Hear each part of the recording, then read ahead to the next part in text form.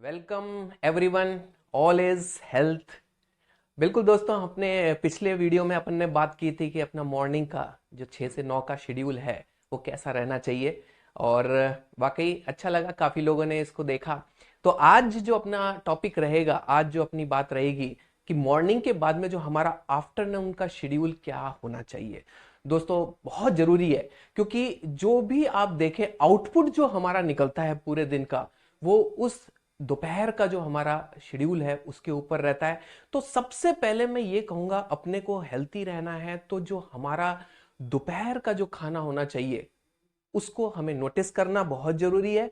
और ये जो अपना खाना होना चाहिए उसके अंदर आपको हैवी नहीं लेना है। हाँ, आपको कुछ इस तरह के खाना ही लेने हैं, फूड लेना है जिसमें आपका डाइटरी यानी फाइबर काफी हो। यानी आपको खीरा या इस तरह के सलाद के ऊपर आपको ज्यादा रहना है। और जब कम भोजन होगा तो एक चीज आपको मैं बता दूं कि बॉडी, जब हम लोग ज्यादा खाना खाते हैं तो बॉडी को एनर्जी चाहिए होती है उस खाने को डाइजेस्ट करने के लिए।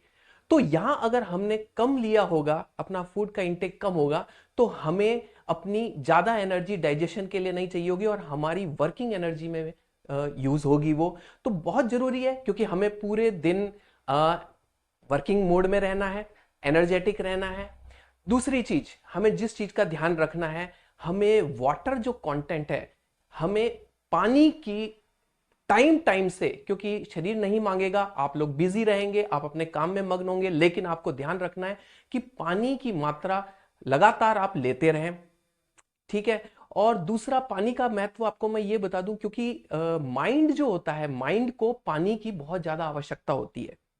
तो पानी जब जब आपकी बॉडी में सफिशिएंट अमाउंट में होगा तो आपका माइंड भी पूरी तरह से एक्टिव रहेगा। आप बहुत अच्छे से आउटपुट दे सकते हैं पूरे दिन में। और एक चीज का मैं आपको विशेष बताना चाहूंगा कि दोपहर के वक्त हमें नींद नहीं लेनी है। दोस्तों ये होता है अक्सर, हम जब थोड़ा सा खाना ज्यादा ले लेते हैं, हम नींद के मोड में आते हैं। बहुत सारी जो गृहिणियां हैं या बहुत सारे ऐसे जो ओल्ड एज में हैं लोग, वो ज्यादातर कुछ काम नहीं होता उनके हाथ में तो वो लोग सोने के लिए चले जाते हैं, रिलैक्स में चले जाते हैं। दिन का समय हमें आउटपुट के लिए दिया गया है ईश्वर ने, और उस समय हमें पूरा एक्टिव रहना है। और हमें पूरे दिन के जो काम है, आप शेड्यूल बनाएं, उस हिसाब से काम करें, और आपको सोना बिल्कुल नहीं है।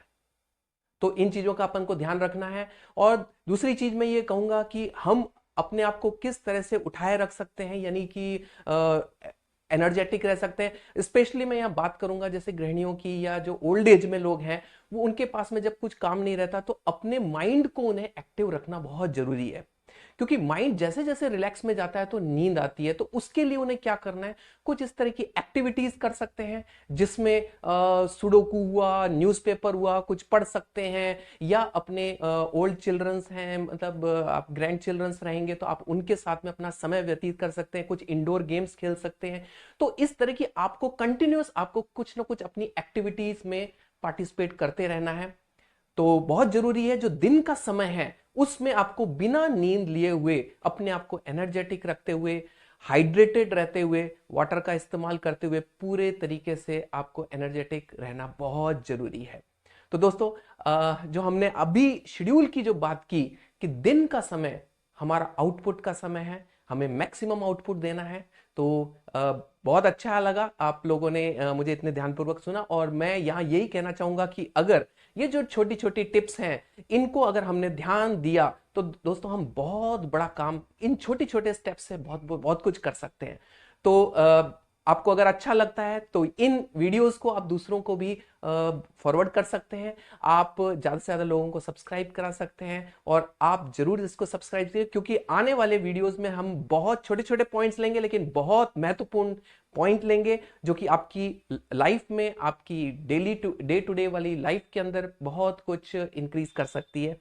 तो स्टे हेल्थी, स्टे फिट, और मिलते हैं अगले वीडियो में। Till the time, all is health.